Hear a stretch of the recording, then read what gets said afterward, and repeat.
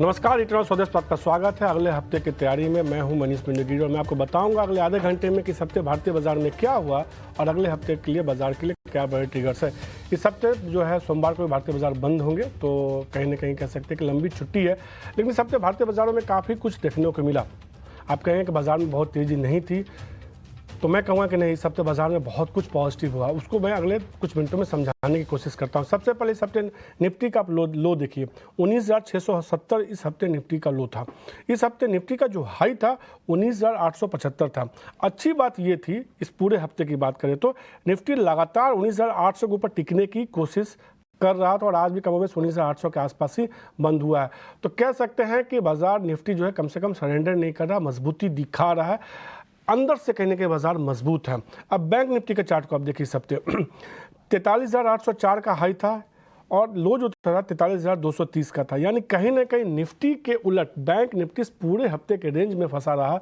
बहुत बड़ी तेजी देखने को नहीं मिली। तमाम कोशिशों के बावजूद वो 44,000 के ऊपर नहीं गया और नीचे की तरफ 43,000 के नीचे नहीं गया। यानी कह सकते हैं कि 600 के अंकों के दायरे में पूरे हफ्ते जो है निफ्टी बैंक काम करता रहा। लेकिन कुछ और इंडेक्स देखिए, मैं पॉजिटिव कुछ बातें करता हूँ। रियलिटी इंडेक्स देखिए, इस हफ्ते 15 साल की ऊंचाई पे कारोबार कर रहा था। इस हफ्ते आप ऑटो इंडेक्स देखिए, रिकॉर्ड हाई पे ट्रेड कर रहे थे, वहाँ अच्छी मजबूती देखने को मिल रही थी। इसके अलावा आप फार्मा इंडेक्स देखिए, वो भी रिकॉर्ड मजबूती दिखा रहे थे इस हफ्ते। तो कहीं ना कहीं इस हफ्ते जो है कई सारे सेक्टर्स थे जहां एक अच्छी खरीदारी देखने को मिल रही है। ठीक है, बाजार की रफ्तार बहुत तेज़ नहीं है, लेकिन ये है कि बाजार अब धीरे धीरे अपना बेस ऊपर की तरफ शिफ्ट कर रहा है। 19,800 के ऊपर पार करने में, 19,900 के ऊपर जाने में उसको बहुत दिक्कत हो रही है, लेकिन बेस ऊपर की तरफ शिफ्ट कर रहा है। अब ये कह सकते हैं कि 19,500, 19,600 का ऐसा जोन है जो एक मजबूत सपोर्ट के तौर पर उस पर काम कर रहा है। हालांकि इस हफ्ते कुछ ऐसे सेक्टर्स थे जहाँ थोड़ा दबाव देखने को मिला, जैसे IT था, हमने देखा था। उसके पहले वाले हफ्ते में आप देखिएगा IT स्टॉक्स में अच्छी तेजी देखने को मिली थी। इस हफ्ते दो और सेक्टर आप देखिए, खासतौर पर जो मैं पॉजिटिव बात कर रहा हूँ, तो भले ही निफ्टी और बैंक निफ्टी रिकॉर्ड हाई से दूर हैं, लेकिन मिड कैप स्मॉल कैप इस इंडेक्स में इस पूरे हफ्ते हर रोज़ एक नया हाई बनता रहा और रिकॉर्ड ऊंचाई पे इस हफ्ते भी हमने देखा कि निफ्टी मिड कैप और स्मॉल कैप इंडेक्स में देखने को मिली तेजी। अब कुछ स्टॉक्स देखिए इस हफ्ते के लिए जिसमें कि एक शानदार रैली देखने को मिली। उसमें एक होनासा कंज्यूमर देखिए, मामा अर्थ ब्रांड की कंपनी है, ये हाल की लिस्टिंग है। इस शेयर में एक अच्छी मजबूती देखने को मिली इस हफ्ते और करीब इस शेयर देखिए करीब 43-44% की मजबूती दिखा रहा था। ऑटो स्टॉक्स की वजह से मैंने बात की, रिकॉर्ड ऊंचाई पर कारोबार करते हैं। इस हफ्ते निफ्टी के अगर टॉप ऑटो स्टॉक्स की बात की जिसने एक अच्छी रफ्तार दिखाई, उसमें हीरो मोटर कॉर्प था और बजाज ऑटो जैसे स्टॉक थे, जहां पे हमने देखा कि इस हफ्ते एक शानदार रैली देखने को मिली और मजबूती के साथ कारोबार करते हुए दिखे। इसके अलावा कई सारे आप देख सकते हैं कि छोटे मोटे स्टॉक्स जिसमें खरीदारी का रुझान देखने को मिला। खासतौर पर लाइका लैब जैसे स्टॉक्स देखिए 24% की 25% की मजबूती देखने को मिली। प्रताप स्नैक्स देखिए, वहाँ एक अच्छी मजबूती देखने को मिली। इस हफ्ते हमने देखा कि करीब वो शेयर 20-22% की तेजी के साथ कारोबार करता हुआ दिखा। मुंजाल ग्रुप के शेयर को देखिए, हीरो ग्रुप के शेयर को, हीरो मोटर कॉर्प की मैंने बात की, मुंजाल ऑटो देखिए इस हफ्ते एक अच्छी मजबूती देखने को मिली, वहाँ खरीदारी देखने को मिली थी। इसके अलावा GIC the new India insurance देखिए, वहाँ एक शानदार तेजी देखने को इस हफ्ते देखने को मिली, करीब 37-38% की मजबूती देखने को मिली। एमओआई जैसे स्टॉक्स में अच्छी खरीदारी थी, ट्यूब इन्वेस्टमेंट जैसे स्टॉक्स में इस हफ्ते अच्छी खरीदारी थी। तो कह सकते हैं कि लार्ज कैप में कुछ चुनिंदा लार्ज कैप स्टॉक्स में खरीदारी थी। सेक्टर चर्निंग कह सकते हैं कि इस हफ्ते कुछ नए सेक्टर सामने निकल के जिसमें कि अच्छी खरीदारी देखने को मिली। तो ऐसे में क्या अगले हफ्ते वापस से दिग्गज शेयरों पर दाव लगाना चाहिए या छोटे मझोले शेयरों में मौका बनता है, ये समझने की कोशिश करते हैं अपने जानकारों से। हमारे साथ अरिहंत कैपिटल के अभिषेक जैन जुड़ चुके हैं और हमारे साथ जो है चॉइस इक्विटी ब्रोकिंग के कुणाल जुड़ चुके हैं। आप दोनों का शुक्रिया इतना स्वदेश को समय देने के लिए। नमस्कार। जिस तरीके से हमने देखा इस हफ्ते खासतौर पे कुणाल कि निफ्टी ने ठीक है तेजी बहुत अच्छी रैली नहीं दिखाई, पर यह तो था कि मोमेंटम तेजी की तरफ था, अप ट्रेंड की तरफ था। क्या अगले हफ्ते वापस से निफ्टी में तेजी देखने को मिलेगी और क्या अगले हफ्ते बैंक निफ्टी अब निफ्टी को लीड करने की कोशिश करेगा?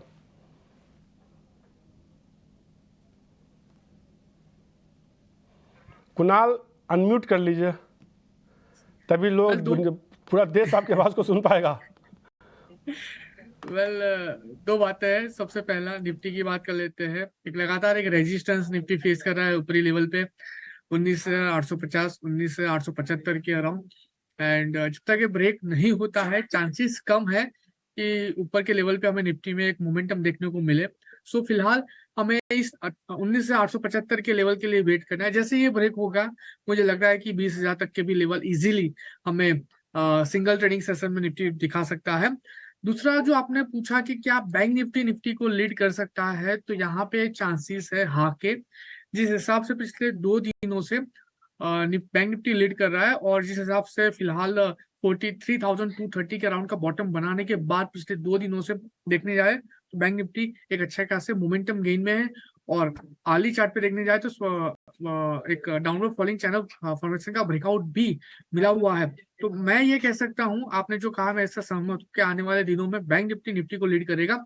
ऊपरी लेवल की बात कर लेते हैं तो 43,900 का इमीडिएट है लेवल। अगर वो जैसे ही ब्रेक होता है ऊपर में 44,400 तक के भी लेवल बैंक निफ्टी हमें दिखा सकती है। तो बैंक निफ्टी लीड कर सकता है, ये मैं कह सकता हूँ। निफ्टी यहाँ से लीड करे कि नहीं, ये जानना मैं चाह रहा था। और आपके हिसाब से यहाँ से बैंक निफ्टी में तेजी देखने को मिल सकती है, आप वो बता रहे हैं। अब कुछ सेक्टर्स की बात करते हैं। इस हफ्ते हमने देखा खासतौर पर ऑटो स्टॉक्स में अच्छी मजबूती देखने को मिली और हीरो मोटोकॉर्प, बजाज ऑटो जैसे स्टॉक्स देखे वहाँ एक अच्छी खरीदारी देखने को मिली है। ऑटो पूरे सेक्टर्स में कोई शेयर अगले हफ्ते के लिए जो आपको पसंद आ रहा हो? वेल, ऑटो स्टॉक की बात करें तो एक काफी अच्छी रैली हमें ऑटो स्टॉक में देखने को मिली है। एंड आप देखो हीरो मोटर को, बजाज ऑटो, टीवीएस मोटर सब ने अच्छी रैली दिखाई हुई है। यहाँ पे एक स्टॉक है जहाँ पे मुझे यहाँ से और भी अच्छी मोमेंटम देखने को मिल रही है, वो है आइसर मोटर।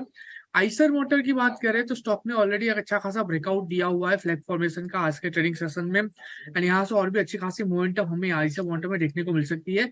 स्टॉक 3920 के अराउंड का क्लोजिंग है, बाय करके चलने की सलाह है।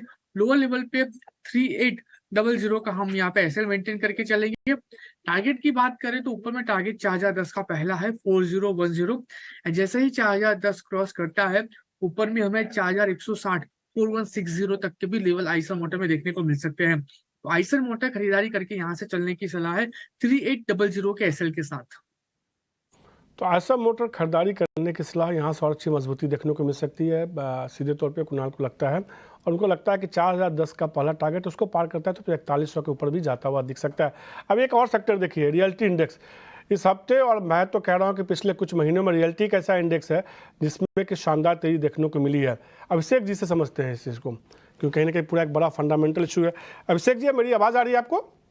जी आ रही है, बिल्कुल सर। सर, हमने देखा कि इस हफ्ते रियल्टी इंडेक्स में एक अच्छी मजबूती देखने को मिली। 15 साल की ऊंचाई पे वापस से इंडेक्स अब चल रहा है और पिछले कुछ महीनों का ट्रेंड देखिए, लग रहा है कि वापस से रियल्टी पूरे सेक्टर में जो है ना, पूरा एक तेजी का रुझान वापस से शुरू हो चुका है, एक बुल रन जिसकी बात कर रहे हैं।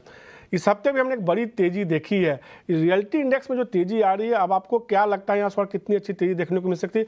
और आपका कोई फेवरेट शेयर इस सेगमेंट में समझ में आ रहा है क्या?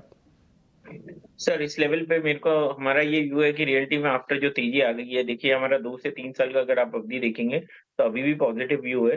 बट अगर आप शॉर्ट टर्म का नजरिया देखेंगे आफ्टर दिस रैली, और जिस हिसाब से नेक्स्ट वीक अभी इलेक्शन का रिजल्ट आएगा, जो स्टेट इलेक्शन के रिजल्ट्स हैं, इसके अलावा अडानी का आज अनाउंसमेंट आएगा, इसके अलावा महाराष्ट्र गवर्नमेंट का भी लेके कोर्ट का इशू अगले वीक आने की उम्मीद है। तो ये जो 3-4 इवेंट्स है right now, and plus realty में भी अगर हम देखेंगे कि जो न्यूज़ आ रहा है वो न्यूज़ फ्लो काफ़ी पॉजिटिव है, बट बहुत चल चुके हैं काफ़ी सारे स्टॉक्स में काफ़ी ज़्यादा। तो आप अगर ट्रेडिंग के हिसाब से देख रहे हैं तो I am not that positive on this stocks. अभी आज हमने काफ़ी सारे हमारे क्लाइंट्स को सलाह दी है कि आप थोड़ा कैश अपनी बुक में स्टार्ट कीजिए राइट नाउ, और उसमें कुछ हमने रियल्टी शेयरों में भी खरीदारी के जो कर रखी थी उन्होंने उसमें प्रॉफिट बुकिंग की बात कही है अपने इन्वेस्टर्स को। अभिषेक को लगता है कि थोड़ा सा मुनाफा वसूली करनी चाहिए। जो आपने ये कहा अपने क्लाइंट को कि आप जो है थोड़े कैश पे आइए, यही मुझे समझना है। जिस तरीके से हमने एक तेज़ी देखी है, खासतौर पर वापस से small cap mid cap share में तेज़ी देखने को मिल रही है, रिकॉर्ड ऊंचाई की तरफ अभी ये वापस से ट्रेड कर रहे थे इस हफ्ते। आपको लगता है कि अगले हफ्ते वापस ये तेज़ी जारी रहेगी छोटे मझोले शेयरों में? अगले हफ्ते के लिए क्या ट्रेंड लगता है आपको मार्केट खासतौर पर? अगले हफ्ते यही व्यू रहेगा कि अगले हफ्ते देखिए एफआईज तो कंटिन्यू सेल कर ही रहे हैं। अभी अगर आप नंबर्स देखेंगे तो कंटिन्यू लेवल पे आप एफआईज में सेलिंग देख रहे हैं। जो मेरे को लगता है कि मिड कैप्स में भी अभी मिड कैप स्मॉल कैप में भी अभी जो व्यू यही है कि राइट नाउ थोड़ा कॉशियस रह के चलेंगे तो ज्यादा बेहतर रहेगा। अभी नेक्स्ट वीक इलेक्शन का पहले एग्जिट पोल्स के और फिर इलेक्शंस के नंबर आएंगे और हमें नहीं लगता है कि वो जो नंबर्स हैं वो एक बार गवर्नमेंट के फेवर में हो सकते हैं। हो सकता है कि जिस हिसाब से ओपिनियन पोल पहले आई थी उस हिसाब से ऐसा लग रहा था कि BJP is going to lose in at least 1 or 2 states, तो वो एक मार्केट का परसेप्शन थोड़ा नेगेटिव ले सकता है। तो रादर देन एग्रेसिव, बिकॉज हम इन्वेस्टर को यही सलाह दे रहे हैं कि अगर आपने प्रॉफिट किया है तो प्रॉफिट बुकिंग भी एक बहुत बड़ी जरूरत है। And let book your profit और उसके बाद आगे जाके हम उस लेवल पे ऊपर के लेवल पे हम प्रॉफिट जब भी आएगा नीचे में अगर आएगा और आप वापस से उसमें एंटर करने की उम्मीद किया जा सकता है। नहीं तो अगर मिड कैप से जैसे आप इन्वेस्टर्स से भी बात करेंगे राइट नाउ, तो इन्वेस्टर्स भी थोड़ा बहुत जिस हिसाब से अभी आप आईपीओ फ्रेंजी देख रहे हैं वो एक जनरली मार्केट का टॉप आउट पैटर्न होता है। तो I think it's better to book some profits and stay light at current level. सीधे तौर पर ये मानते हुए कि mid cap small cap share में थोड़ा सा आप मुनाफा वसूली कर ले, चुनाव के नतीजे आते हैं तो उसका थोड़ा बाजार पर असर देखने को मिल सकता है और लाजमी भी है, थोड़ा बहुत असर देखने को मिलेगा ही। 5 राज्यों के विधानसभा चुनाव के नतीजों का असर देखने को 3 दिसंबर को नतीजे आने वाले हैं।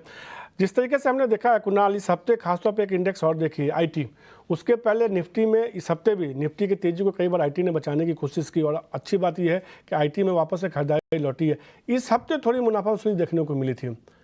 आईटी में इस गिरावट में अगर आईटी में थोड़ी कमजोरी आती है, कोई शेयर आपको समझ में आ रहा है कि एक बार इन्फोसिस का, एसएल टेक, टीसीएस सबके वीकली चार्ट दिखाइए, कोई शेयर आपको पसंद आ रहा है लार्ज कैप नहीं तो मिड कैप या स्मॉल कैप आईटी में? वेल एक अच्छी खासी मोमेंटम हमें आईटी काउंटर्स में देखने को मिली है। एंड उसमें अगर मैं लार्ज कैप स्टॉक की बात करूं तो कुछ ऐसे स्टॉक है जो अच्छी खासी मोमेंटम हमें दिखा सकता है। सबसे पहला स्टॉक इन्फोसिस का ही है। पिछले कई दिनों से लगातार इन्फोसिस के शेयर्स को हम ट्रैक कर रहे हैं। एंड ये स्टॉक में जो बिहेवियर अभी बना है वो ये है कि कोई भी डिप आता है, कोई भी फॉल आता है, करेक्शन आता है, तो वहां पे आप खरीदारी करके ही चलिए। सो 1437 के अराउंड अभी आज का क्लोजिंग है, वीकली क्लोजिंग है, वीक क्लोजिंग है। लेकिन ये वीक क्लोजिंग के बेस पे अगर ये स्टॉक 1420 1415 यानी कि 1415 तक भी आता है तो बहुत ही बेहतरीन लेवल बन जाता है बाइंग करने के लिए। तो 1415 के अराउंड बाय करके चलने की सलाह मेरी रहेगी। टारगेट की बात कर ले तो 1500 का पहला टारगेट, और 1500 जैसे ही क्रॉस करेगा ऊपर में 1630 तक के भी टारगेट ये स्टॉक हमें दिखा सकता है। तो 1415 के अराउंड इसमें खरीदारी करके चलेंगे और लोअर लेवल पे जो एसएल हम मेंटेन करके चलेंगे वो है 1360 का। तो खरीदारी करके चलने का मौका इस स्टॉक पे ढूंढने की जरूरत है फिलहाल। कोशिश एक शेयर है जो पसंद आ रहा है कुणाल को, उनको लगता है कि गिरावट पे इसमें खरीदारी करके चल सकते हैं। ये थोड़ा जिस लेवल पे के आसपास है यहाँ से थोड़ी मजबूती दिखा सकता है, रिवर्सल देखने को मिल सकता है। इस हफ्ते अभिषेक हमने देखा कि एक इंडेक्स में अच्छी तेजी देखने को मिली, वो था मेटल। मजबूती थी, 1% के आसपास के पूरे इंडेक्स में तेजी देखने को मिली। हिंडाल्को देखिए, चाहे JSW स्टील देखिए, टाटा स्टील जैसे स्टॉक्स देखिए, सब में एक अच्छी मजबूती देखने को मिली इस हफ्ते। और कहीं ना कहीं निफ्टी के गिरावट को अगर कोई रोक रहा था तो उसमें मेटल स्टॉक्स की भूमिका अहम थी। वेटेज थोड़ा कम है पर कोशिश तो कर ही रहा था।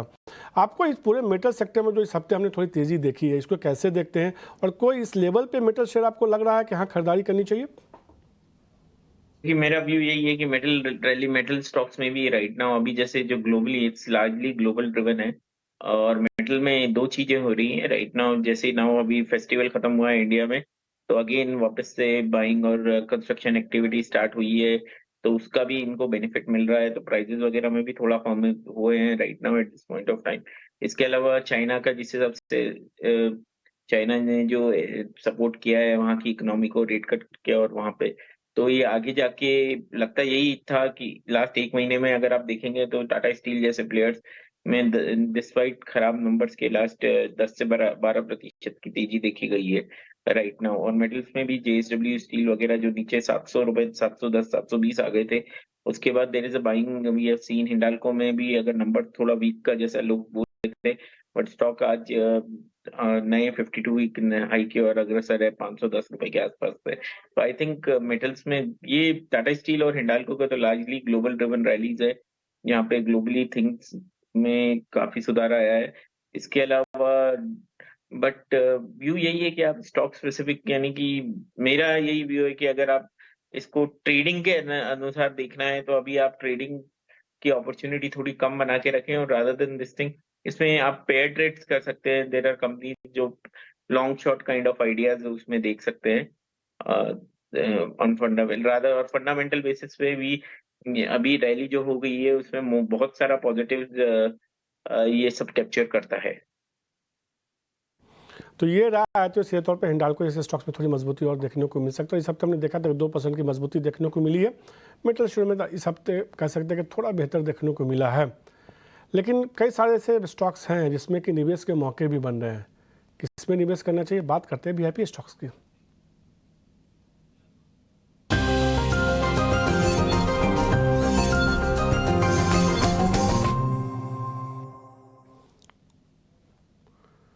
कुणाल, आपके साथ शुरुआत करेंगे। इस लेवल पे कौन सा शेयर है निवेश के लिए या ट्रेड के लिए आपको, जो आपको लगता है कि थोड़ा नज़रिया लंबा रखे ट्रेडिंग का भी, 1 हफ्ते 10 दिन का तो अच्छा कमाई हो सकता है?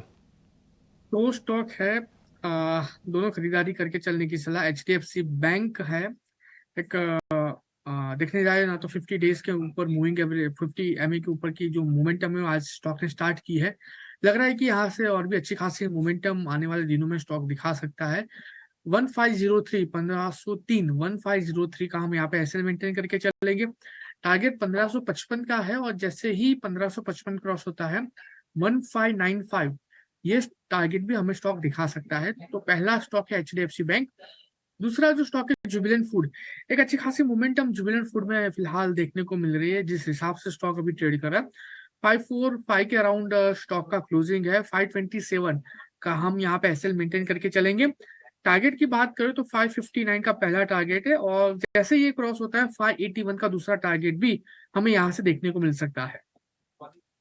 तरफ से 2 शेयर, एक तो जुबिलेंट फूड 545 के आसपास खरीदारी कीजिए। 559 और 581 का पहला टारगेट होगा। 559 का पहला टारगेट, 581 का दूसरा टारगेट, 527 का स्टॉप लॉस होगा। दूसरा शेयर दिग्गज बैंक HDFC बैंक उनको पसंद आ रहा है, उसमें भी वो खरीदारी करने की सलाह दे। और HDFC बैंक चलेगा तो निश्चित रूप से निफ्टी भी चलेगा। 1532 के आसपास खरीदारी कीजिए। 1555 और 1595 तक का लक्ष्य मान के चल रहे हैं। 1503 रुपये का इसमें स्टॉप लॉस लगाना होगा। अभिषेक, आपकी तरफ से कोई निवेश के की सलाह, कोई शेयर जो आपको पसंद आता हो इस लेवल पे? नजरिया लंबा भी दे सकते हैं। तो निवेश, अगर मेरे को आप निवेश के हिसाब से भी बोलेंगे तो एक दो कंपनी जो अच्छी लगती है एग्रीकेम स्पेस में UPL लिमिटेड है। मेरे को लगता है कि Q3 से वहां पे आपको एग्रीकेम में जो चैनल इन्वेंट्रीज वगैरह का जो इशू था वो इम्प्रूवमेंट आएगा। इसके अलावा दूसरा जो सबसे बड़ा पॉजिटिव जो कंपनी में अभी है राइट नाउ, जो Q3 Q4 generally Brazilian market को लेके सेल्स काफी होती है और वहां पे ब्राजील में रिकवरी की बात कर रहे हैं। वहां पे लानीना करके जो इम्पैक्ट है, जैसे हमारे यहाँ एलनिनो का है वहां पे लानीना, तो एक वो काफी पॉजिटिव है। तो एक ये जो कंपनी है मेरे को थोड़ा इंटरेस्टिंग लगता है। दूसरा जो कंपनी है मेरे को इंटरेस्टिंग लगता है बजाज कंज्यूमर। मेरे को लगता है बजाज कंज्यूमर का लास्ट क्वार्टर का नंबर ठीक ठाक था, बट ये क्वार्टर हमने जिस हिसाब से चैनल चेक वगैरह किया है स्टॉक आज अक्टूबर में उन्होंने डबल डिजिट से ऊपर की ग्रोथ दिखाई है और नवंबर भी ठीक ठाक रहा है। तो ये जो है राइट नाउ ये स्टॉक आप ऐड कर सकते हैं। इसमें कम से कम आपको इन्वेस्टमेंट के हिसाब से अगर भी देखेंगे और ट्रेडिंग के हिसाब से भी देखेंगे तो यहाँ पे अच्छे रिटर्न्स की उम्मीद की जा सकती है। बजाज कंज्यूमर और UPL 2 शेयर हैं जो इन्वेस्टमेंट के हिसाब से आप खरीदारी करके चल सकते हैं। 6 से 12 महीने में मान के चलो अभिषेक, इन्वेस्टमेंट के लिहाज से। हाँ डेफिनेटली 6 महीने का अगर आप नजरिया रखेंगे तो इसमें बजाज कंज्यूमर और मेरे को लगता है 3 से 4 महीने में भी आपको यहाँ से रिटर्न मिल जाएंगे। UPL दोनों में खरीदारी करने की सलाह 6 से 12 महीने का। बजाज कंज्यूमर विषय को लगता है कि अच्छा रिटर्न देखने को मिल सकता है 3 से 4 महीने में। इन दोनों शेयर में आप खरीदारी करके चल सकते हैं। लेकिन अब थोड़ा विषय को बदलते हैं, हालांकि ये विषय बाजार से भी जुड़ा हुआ है। विधानसभा के 5 राज्यों में चुनाव हो रहे हैं, उसके नतीजे 3 दिसंबर को आएंगे और अगले साल 2024 में लोकसभा का चुनाव है, कह सकते बड़ा वाला चुनाव है। इन दोनों चुनाव के बारे में ये कहा जा रहा है कि ये दोनों चुनाव इंश्योरेंस सेक्टर के लिए गेम चेंजर हो सकता है। आप सोच रहे होंगे ऐसा क्यों? यही दिलचस्प कहानी, यही दिलचस्प स्टोरी है जो बता रहे हमारे सहयोगी अनुराग शाह। अनुराग, कैसे विधानसभा के चुनाव और लोकसभा के चुनाव इंश्योरेंस सेक्टर के लिए गेम चेंजर साबित होने वाले हैं? 2024 में 5 राज्यों में चुनाव होने वाले हैं, जिसमें 2 राज्यों में देखिए, इंश्योरेंस रेगुलेटर IRDA का एक टारगेट है इंश्योरेंस फॉर ऑल बाय 2047। तो मुमकिन है कि उससे पहले इस टारगेट को हासिल कर लिया जाए।